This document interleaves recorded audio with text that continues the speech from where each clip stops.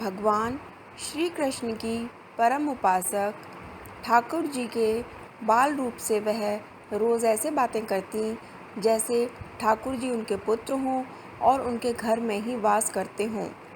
एक दिन कर्माबाई की इच्छा हुई कि ठाकुर जी को फल मेवे की जगह अपने हाथ से कुछ बनाकर खिलाऊं। उन्होंने जगन्नाथ प्रभु को अपनी इच्छा बतलाई। भगवान तो भक्तों के लिए सर्वथा प्रस्तुत हैं। प्रभु जी बोले, माँ, जो भी बनाया हो वही खिला दो, बहुत भूख लगी है। कर्माबाई ने खिचड़ी बनाई थी, ठाकुर जी को खिचड़ी खाने को दे दी।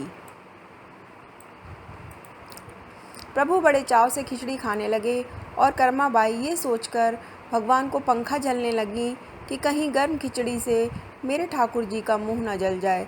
संसार को अपने मुख में समाने वाले भगवान को कर्माबाई एक माता की तरह पंखा कर रही थीं और भगवान भक्त की भावना में भाव विभोर हो रहे हैं। भक्त वत्सल भगवान ने कहा, माँ, मुझे तो खिचड़ी बहुत अच्छी लगी। मेरे लिए आप रोज़ खिचड़ी ही पकाया करें, मैं तो यही आकर खाऊंगा। अब तो कर्माबाई जी रोज़ सुबह उठती और सबसे पहले खिचड़ी बनाती, बाकी सब कुछ बाद में करती थीं। भगवान भी सुबह सवेरे दौड़े आते ही कहते, माँ, जल्दी से मेरी प्रिय खिचड़ी लाओ। प्रतिदिन का यही क्रम बन गया। भगवान सुबह सुबह आते, भोग लगाते और फिर चले जाते। एक बार एक महात्मा कर्माबाई के पास आया। महात्मा ने उन्हें सुबह सुबह खिचड़ी बनाते देखा तो नाराज़ होकर कहा, माता जी, आप यह क्या कर रही हो? सबसे पहले नहा धोकर पूजा पाठ करनी चाहिए, लेकिन आपको तो पेट की चिंता सताने लगी है। कर्माबाई बोली, क्या करूं महाराज जी? संसार जिस भगवान की पूजा अर्चना कर रहा होता है वही सुबह सुबह भूखे आ जाते हैं।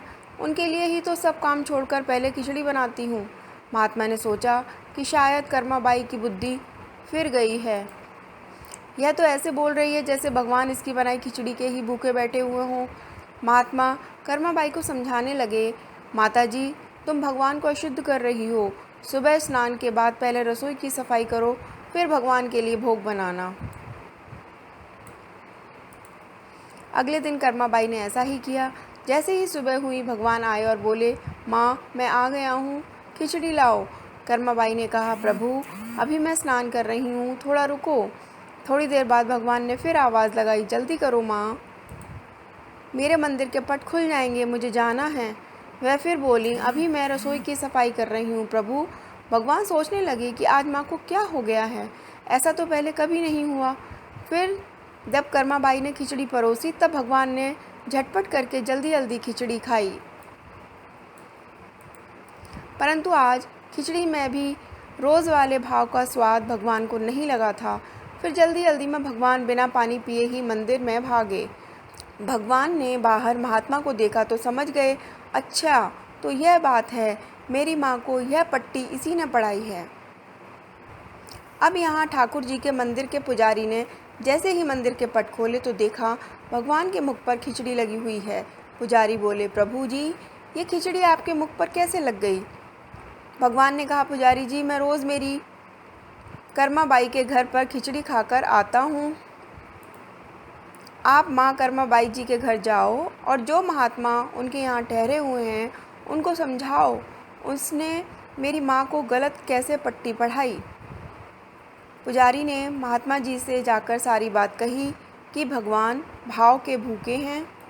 यह सुनकर महात्मा जी घबरा गए और तुरंत कर्माबाई के पास जाकर कहा, माता जी, माफ़ करो, यह नियम धर्म तो हम संतों के लिए हैं।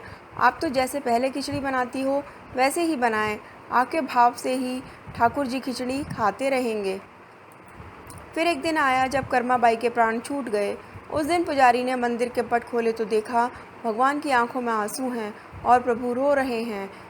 पुजारी ने रोने का कारण पूछा तो भगवान बोले, पुजारी जी, आज मेरी माँ कर्माबाई इस लोक को छोड़कर